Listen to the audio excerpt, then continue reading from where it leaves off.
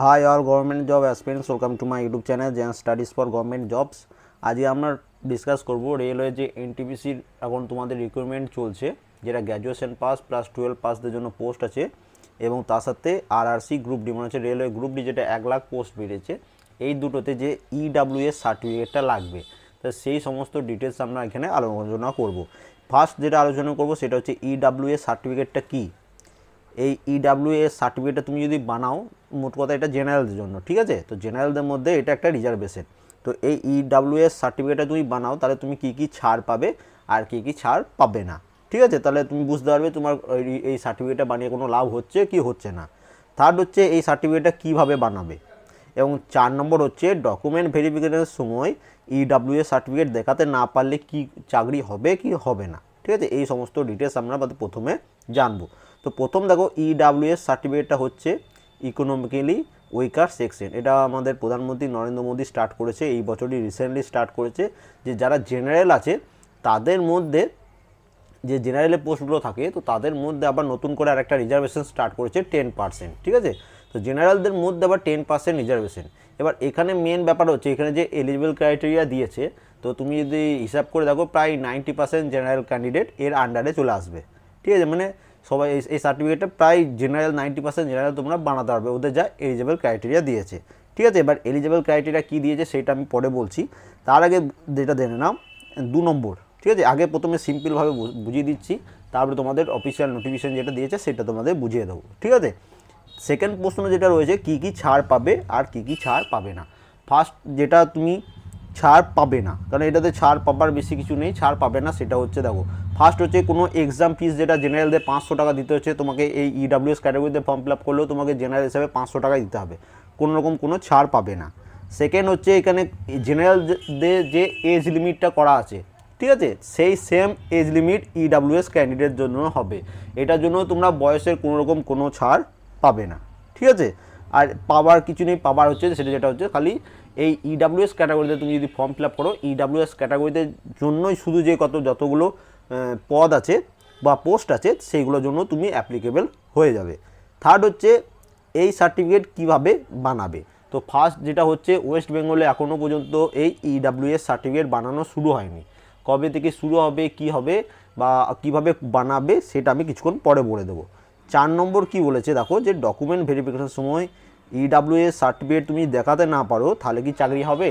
চাকরি হবে, কিন্তু তার জন্য কিছু ক্রাইটেরিয়া থাকবে যেটাকে তোমাকে ফুলফিল করতে হবে। সেই ক্রাইটেরিয়া যদি তুমি ফুলফিল না করতে পারো তাহলে তুমি পারবে না। এবার আমি তোমাকে সমস্ত অফিসিয়াল নোটিফিকেশানে যেসব ডিটেলসগুলো দেওয়া আছে সেগুলো দেখি তোমাকে পুরো ব্যাপারটা আমি বুঝিয়ে দিচ্ছি, একবার দেখে নেবে ভালোভাবে, তারপরে তোমাদের কোনো প্রশ্ন থাকলে সেটা কমেন্ট করবে। ফার্স্ট দেখো যে ইডব্লিউএস সার্টিফিকেটটা কী, মানে এলিজিবল ক্রাইটেরিয়া কী কী, এটা দেখো আরআরবি এনটিপিসির যেটা অফিসিয়াল নোটিফিকেশন সেটাতে পেজ নাম্বার 13-এ এইটা তুমি পেয়ে যাবে, EWS economically weaker section reservation. এটা কারা কারা পাবে? এটা পাবে একমাত্র আনরিজার্ভডরা, ঠিক আছে। জেনারেল ক্যাটাগরির মধ্যে যারা ফর্ম ফিল আপ করো তারা পাবে, এসসি এসটি ওবিসি পিডাব্লিউডি এরা এটার আন্ডারে পড়বে না, ঠিক আছে। তার কারণ তাদের জন্য আলাদাভাবে রিজার্ভেশন আছে, তো এটা একমাত্র যারা জেনারেল ক্যান্ডিডেট তাদের জন্য। এবার তোমাদের কি কি ক্রাইটেরিয়া ফুলফিল করতে হবে সেটা তোমরা দেখে নাও, ঠিক আছে। কারণ ডকুমেন্ট যখন তোমরা বানাবে তখন কিন্তু এই এলিজিবল ক্রাইটেরিয়াগুলো তোমাদের ফুলফিল করতে হবে। এর মধ্যে যদি কিছু বাদ পড়ে যায় তখন কিন্তু অটোমেটিক তুমি মনে করো ইডব্লিউএস এ ফর্ম ফিল আপ করে দিলে, তুমি যখন ফর্ম বানাতে গেলে তখন এই ক্রাইটেরিয়া তোমার ম্যাচ করছে না, তো তখন ওরা তো আর বানিয়ে দেবে না, তো বানিয়ে যখন দেবে না তখন তুমি কিন্তু খুব ঝামেলায় পড়ে যাবে। তো একমাত্র যারা এই এলিজিবল ক্রাইটেরিয়ার মধ্যে পড়ছো তারাই একমাত্র এই সার্টিফিকেটটা বানাবে।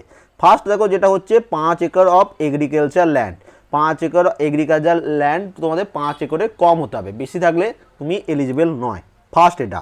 সেকেন্ড হচ্ছে residential flat of 1000 square feet and above.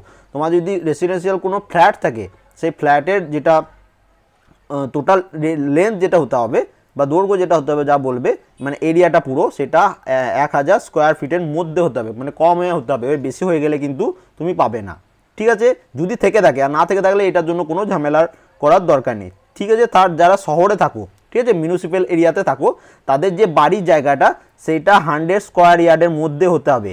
100 square ইয়ার্ডে যদি বেশি হয়ে যায় তোমাদের বাড়ির যে প্লটটা, তাহলে কিন্তু তুমি এটার জন্য অ্যাপ্লিকেবল নয়, ঠিক আছে। এবার যারা গ্রামে থাকো তাদের জন্য কি হবে না, যারা গ্রামে থাকো তোমাদের বাড়ি যে এরিয়াটা, ঠিক আছে, সেটা পুরো 200 স্কোয়ার ইয়ার্ডের কম হতে হবে।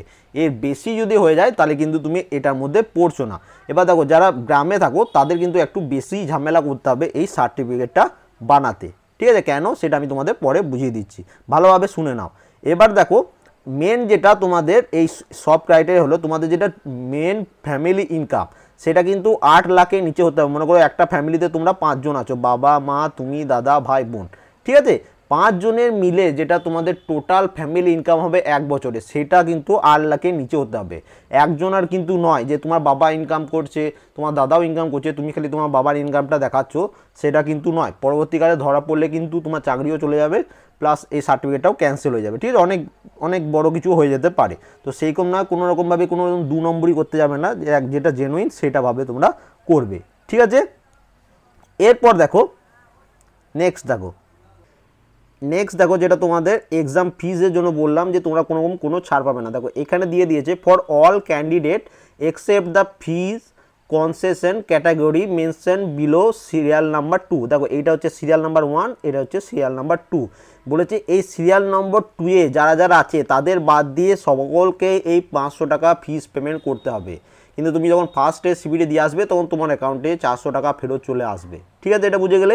এবার সিরিয়াল নম্বর 2 এ কোন কোন ক্যাটাগরি আছে সেটা দেখে নাও। দেখো এই সিরিয়াল নম্বর 2 এ পিডাব্লিউডি, ফিমেল ক্যান্ডিডেট যারা আছো, transgender, ex serviceman candidate belong to SC ST minority committees এবং ইকোনমিক্যালি ব্যাকওয়ার্ড ক্লাসেস যারা আছো, একমাত্র তাদেরই ফিস তোমাদের কনসেশন দিয়েছে। তাদের কত 250 টাকা পেমেন্ট করতে হবে এবং সিবিটি 1 যখন দিয়ে আসবে পুরো 250 টাকায় তোমার অ্যাকাউন্টে মানে ফেরত চলে আসবে। এখানে কোথাও ইডাব্লিউএস এর কথা উল্লেখ নেই। তাহলে ইডাব্লিউএস জেনারেলদের মধ্যেই পড়ছে এবং ক্যান্ডিডেট এই 1 নম্বর সিরিয়াল 1-এর মধ্যেই পড়ছে এবং তোমাকে 500 টাকায় পেমেন্ট করতে হবে, ঠিক আছে।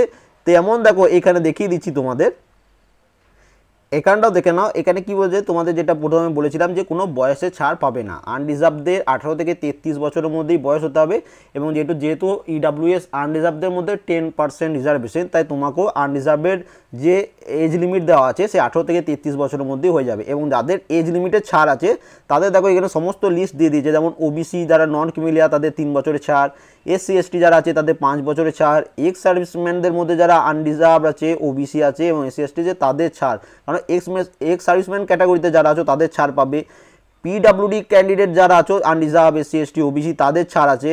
যারা ডোমেসিয়াল জম্মু কাশ্মীরের 1 জানুয়ারি 1980 থেকে 1989 মধ্যে তাদেরও ছাড় আছে। যারা রেডের গ্রুপ ডি গ্রুপ সিতে জব করছো বা লেবার লেভেলে আছো তাদেরও ছাড় আছে, কিন্তু এখানে কোথাও ইডাব্লিউএস ক্যাটাগরির কোনো ছাড় দেওয়া নেই, সমস্ত রকম ছাড় আছে, ঠিক আছে। দেখো এখানে লাস্ট পর্যন্ত যেটা আছে উমেন ক্যান্ডিডেট যারা উইডো মানে যে বিধবা, তারপর ডিভোর্স ও জুডিক্যালি সেপারেট তাদেরও পর্যন্ত ছাড় আছে, কিন্তু এখানে ইডাব্লিউএস ক্যাটাগরি স্টুডেন্টদের কোনো ছাড় দেয়নি। তাহলে এখানে তোমার প্রথম যেটা তোমার হচ্ছে এজ রিল্যাক্সেশন পাবে না, কোনো রকম এক্সাম ফিজের কোনো ছাড় পাবে না। এবার দেখো তোমরা যে সার্টিফিকেটটা কোথায় থেকে বানাতে হবে। এবার দেখো তোমাদের যেটা ফর্ম ফিল আপের সময় কী বলে এনটিপিসি যেটা নতুন নিয়ম করেছে, যে আগে কি ছিল যে তোমাদের ইডাব্লিউএস এর সার্টিফিকেট বানিয়ে তারপরে ফর্ম ফিল আপের সময় তোমাকে সমস্ত রকম ডিটেলস জমা করতে হতো, কারণ কিন্তু এই কালকে তোমাদের নতুন নিয়ম তারা চেঞ্জ করেছে যে তোমাদের তোমরা ইডাব্লিউএস হিসাবে তুমি জেনারেল ক্যান্ডিডেট হলো ইডাব্লিউএস হিসাবে তোমার ফর্মটা চেঞ্জ করতে পারো বা ইডাব্লিউএস তো হিসাবে তুমি ফর্ম ফিল আপ করতে পারো, যেটা লাস্ট ডেট হচ্ছে 31 মার্চ, কারণ এটা ফর্ম ফিল আপের লাস্ট ডেট হচ্ছে 31 মার্চ, ঠিক আছে। তো সেই 31 মার্চের মধ্যে তোমাকে এটা পুরোটা চেঞ্জ করতে পারো।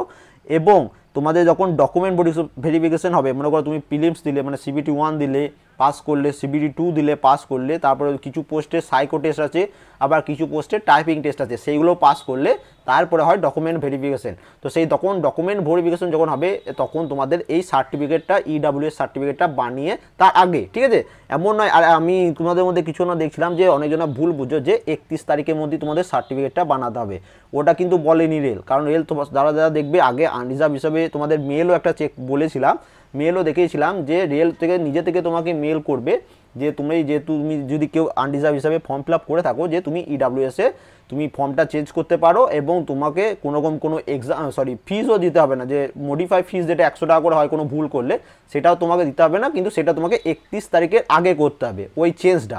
ঠিক আছে, এই ইডাব্লিউএস যে সার্টিফিকেটটা সেটা তুমি পরে বানালেও হবে, কিন্তু তোমাদের যেটা ফিনান্সিয়াল ইয়ার 2017-18 ফিনান্সিয়াল ইয়ারে তোমাকে ওই সার্টিফিকেটটা বানাতে হবে।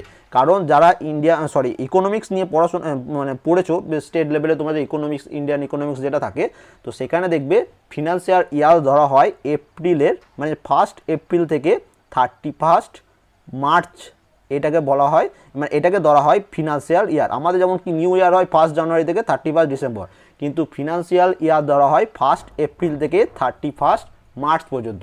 এবং দেখো এটা ফর্ম ফিল আপের লাস্ট ডেটই হচ্ছে 31 মার্চ, তাহলে এরপরে তো আর তুমি ফিনান্সিয়াল ইয়ার এই সময়ের মধ্যে কারণ এখনও 31 মার্চ আসেনি, তো ফিনান্সিয়াল ইয়ার 2018-2019 এখনও শেষ হয়নি, সেই জন্য তোমাদের ফিনান্সিয়াল ইয়ার 2017-18 বানাতে বলেছে। ব্যাপারটা বুঝলে? এবং সেটা এই তোমাদের ফর্ম ফিল আপ যেটা 31 তারিখে ফর্ম ফিল আপের লাস্ট ডেট, সেই আগে তুমি জেনারেল থেকে মানে আনরিজার্ভ থেকে ইডাব্লিউএসে কনভার্ট করতে পারো। ঠিক আছে, কিন্তু এই ইডাব্লিউএসের সার্টিফিকেটটা এটা তুমি পরে বানাবে। ঠিক আছে, পরে বানাবে বলতে তোমাদের যখন ডকুমেন্ট ভেরিফিকেশন হবে তখন তোমাকে শো করতে হবে।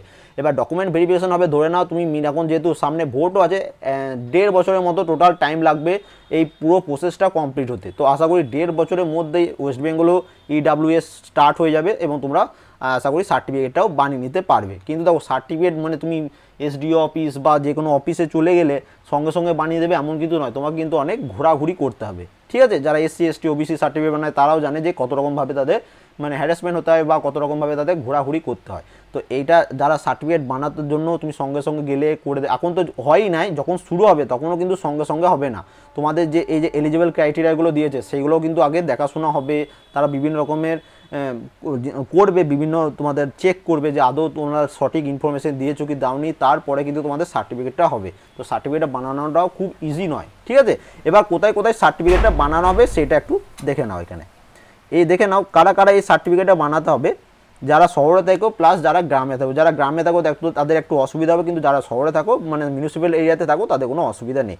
ফার্স্ট দেখো তোমরা কার কাছে গিয়ে তুমি এই সার্টিফিকেটগুলো বানাতে হবে, সেটা হচ্ছে district magistrate, additional district magistrate, collector, deputy commissioner, additional deputy commissioner, first class stipendiary magistrate, sub divisional magistrate, taluka magistrate, executive magistrate, extra assistant commissioner, এদের কাছে যে বানাতে পারো, অথবা chief presidency magistrate, additional chief presidency magistrate, শুধু presidency magistrate. এবং third হচ্ছে দেখো এদের কাছে না গিয়ে তুমি যদি revenue officer not below the rank of tehsildar, এর রেভিনিউ অফিসারের কাছে গিয়ে তুমি বানাতে পারো। দেখো রেভিনিউ অফিসারের কাছে গিয়ে বানাতে পারো। এবং সবাই লাস্ট যেটা 4 নম্বর দিয়েছে সাব ডিভিশনাল অফিসার, মানে হচ্ছে এসডিও অফিস, যে তোমাদের যে জায়গায় তোমাদের বাড়ি, যে লোকালিটিতে বাড়ি সেখানকার যে এসডিও অফিস, সেই যাদের দেখো যাদের গ্রামে বাড়ি তাদের সবার কাছাকাছি থাকে BDO office, block development office, কিন্তু সেই বিডিও অফিসে গেলে কিন্তু হবে না, তোমাদের এরিয়ায় যেটা এসডিও অফিস আছে সেই এসডিও অফিসে এসডিও স্যারের সাথে গিয়ে পুরো কথাটা বলতে হবে। কারণ এই যে পোস্টগুলো দিয়েছে এরা সব হচ্ছে গ্যাজেটেড লেভেল মানে গ্র্যাজুয়েশন লেভেলের পোস্ট। ঠিক আছে, এদের কাছে গিয়ে তোমাদের এই সার্টিফিকেটটা বানাতে হবে।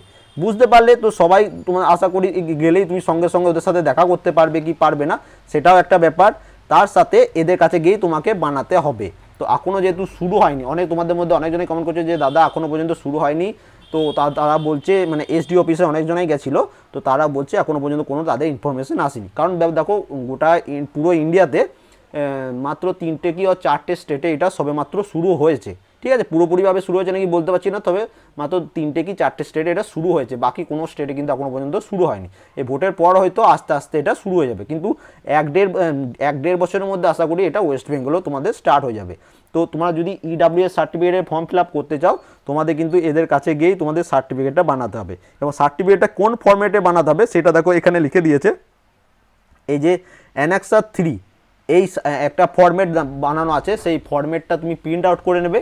এখন প্রিন্ট আউট করে রেখে দেবে, কিন্তু যখন সার্টিফিকেটটা যখন বানানো শুরু হবে বা তুমি এসডি অফিসে গিয়েও আরেকবার তুমিও নিজের এলাকার যে এসডি অফিস সেখানে গিয়ে একটু কথাটা বলে আসবে, সেখানে হয়তো তোমাকে জানাবে যে এর এখন তোমাদের প্রসেসিং শুরু হয়নি, কিন্তু ইন ফিউচার তোমাদের শুরু হয়ে যাবে, এখন হয়নি কিন্তু ভোটের পর আশা করি আস্তে আস্তে শুরু হবে। তো তোমাকে এটা প্রিন্ট আউট করে রাখবে, এটা নিয়ে গিয়ে তোমাদের দেখাতে হবে, অনেক রকম ঝামেলা কিন্তু এটার জন্য তোমাদের পোহাতে হবে, ঠিক আছে পুরো ব্যাপারটা, কারণ এটাতে অনেক রকম তারা ভেরিফিকেশন করবে, তারপরে কিন্তু তোমার সার্টিফিকেট ইস্যু হবে, গেলে আর সঙ্গে সঙ্গে কিন্তু তারা বানিয়ে দেবে না, ঠিক আছে। এবার এটা পুরোটা ব্যাপারটা বুঝে গেলে যে কীভাবে বানাতে হবে, যে এই যে অফিসারগুলো বললাম এদের কাছে তোমাদের যেতে হবে, ঠিক আছে। সেখানে গিয়ে তোমাকে এই প্রিন্ট আউট করে নেবে অ্যানেক্সার 3 যেটা এই পেজে আছে, আমি তোমাদের পরে দেখিয়ে দিচ্ছি, তো সেখানে তোমরা গিয়ে বানিয়ে নেবে।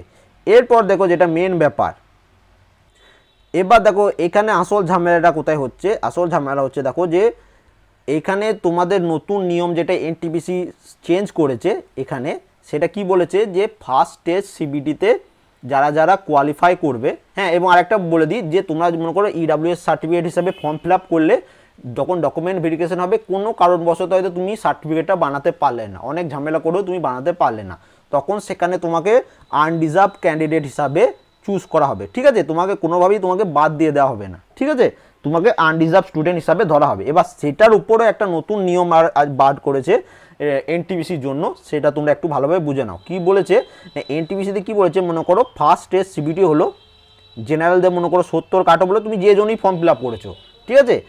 তারপরে ইডাব্লিউএস ক্যান্ডিডেট যারা আছো তাদের মনে করো 68 কাট অফ, যারা এসসি এসটি ওবিসি তাদের আরও কম কম তুমি ধরে নাও, ঠিক আছে। এবার মনে করো একজন স্টুডেন্ট সে ইডাব্লিউএস ক্যাটাগরিতে ফর্ম ফিল আপ করেছে, ঠিক আছে, পুরোটা ব্যাপারটা ভালোভাবে বুঝবে।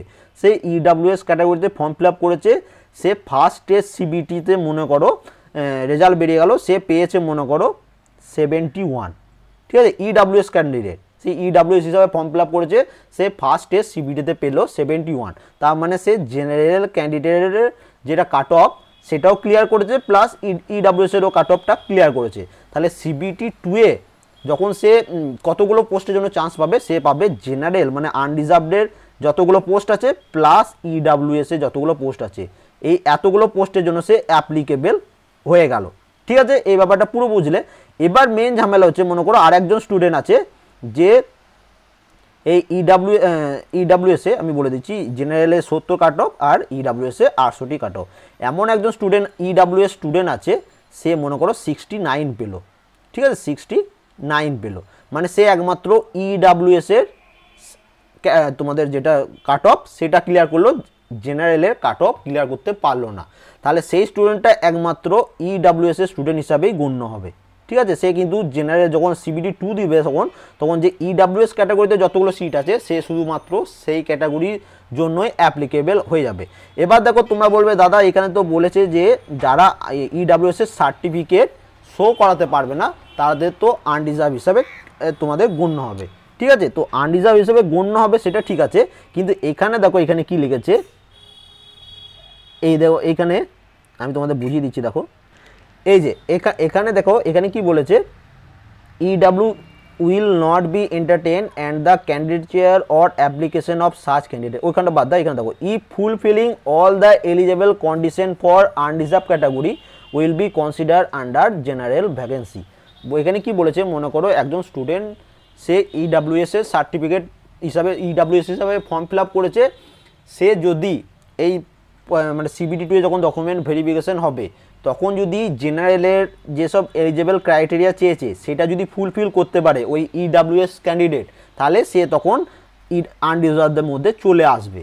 কিন্তু যদি আনডিজার্ভের ক্যাটাগরির মধ্যে যে এলিজেবল ক্রাইটেরিয়া বলেছে সেটা যদি ফুলফিল না করতে পারে তাহলে কিন্তু সে বাদ পড়ে যাবে। এবার কিভাবে বাদ পড়বে, তোমাদের আগেই বললাম যে জেনারেলের কাট অফ কী বলেছি, যে ফার্স্ট স্টেজ সিবিটিতে তাকে 70 প্লাস জেনারেল 70 এবং এখানে 68 আনরিজার্ভদের, সিবিটি 1-এর কথা বলছি, ঠিক আছে, সিবিটি 1-এর কথা বলছি এখানে।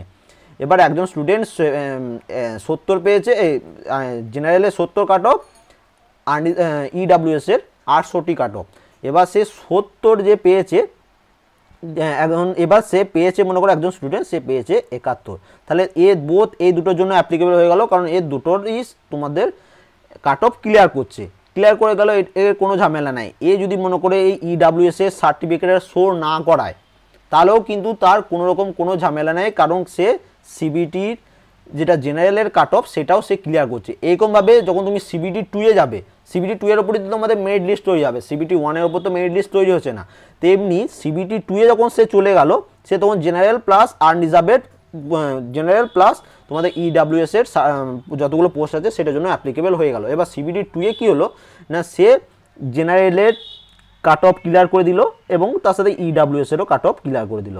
এবার তখন কী হবে, তখন যদি সে ইডাব্লিউএস সার্টিফিকেট না বানায় তাহলেও জেনারেল হিসাবে সে গণ্য হবে, কারণ সে সিবিটি 2 এও জেনারেলের যে 70 মনে করো 70 জেনারেল, সিবিটি 2 এও মনে করো 70 কাট অফ এসছে, তো সে জেনারেলের কাট অফও সে ক্লিয়ার করে দিয়েছে। এবার প্রবলেমটা সেখানে হবে যখন একজন স্টুডেন্ট সিবিটি 1 ও ইডাব্লিউএস এর মনে করো, ইডাব্লিউএস এ বললাম সেটা 68 একজন স্টুডেন্ট আর আনরিজার্ভের 70। প্রবলেমটা দেখো এখানে হবে, এখানে একজন স্টুডেন্ট 69 পেল, সে ইডাব্লিউএস এর ফর্মে মানে ক্যাটাগরিতে সে পাস করলো, ঠিক আছে, সিবিটি 1, তাহলে সে শুধুমাত্র ইডাব্লিউএস এ যতগুলো পোস্ট আছে তার মধ্যেই কিন্তু তাকে কম্পিটিশন করতে হবে। এবার কি হলো, এও মানে সিবিটি 2 ও পাস করে গেল, ঠিক আছে, এই স্টুডেন্টটা, কিন্তু যখন ডকুমেন্ট ভেরিফিকেশন হবে তখন যদি এ ইডাব্লিউএস সার্টিফিকেট না শো করাতে পারে তখন কিন্তু একে জেনারেল ক্যান্ডিডেট হিসাবে গণ্য করা হবে না, কারণ সিবিটি 2 এ সে জেনারেলের যে 70 কাট অফ সেটা সে ক্লিয়ার করতে পারেনি। এই জন্য এখানে বলেছে যে সে যদি fulfil all the eligible condition for general category will be consider under general vacancy only. বুঝতে পারলে যে সিবিটি 2 এ কোনো ক্যান্ডিডেট যদি জেনারেলের কাট অফ ক্লিয়ার না করতে পারে এবং ইডাব্লিউএস এর সার্টিফিকেট যদি শো না করাতে পারে, সে সিলেক্ট হয়ে যাওয়ার পরও ইডাব্লিউএস ক্যাটাগরিতে, তাহলেও কিন্তু তাকে রিজেক্ট করে দেওয়া হবে। বুঝতে পারলে? আর আশা করি আর কোনো রকম কোনো ডাউট নেই তোমাদের। তাহলে এই সমস্ত ডিটেলস আমি তোমাদের ব্যাপারটা ভালোভাবে বুঝিয়ে দিলাম। এরপরেও যদি কোনো অসুবিধা থাকে অবশ্যই কমেন্ট করবে, আমি তোমাদের পুরো ব্যাপারটা আর একবার বুঝিয়ে দেবো, ঠিক আছে। এবং ইডাব্লিউএস এ সার্টিফিকেট বানাতে গেলে তোমাকে একটু কিন্তু ঝামেলা করতে হবে, কারণ যেহেতু এটা প্রথম সার্টিফিকেট বানানো হবে, এখনও শুরুও হয়নি, আস্তে আস্তে হয়তো ভোটের পরে শুরু হবে।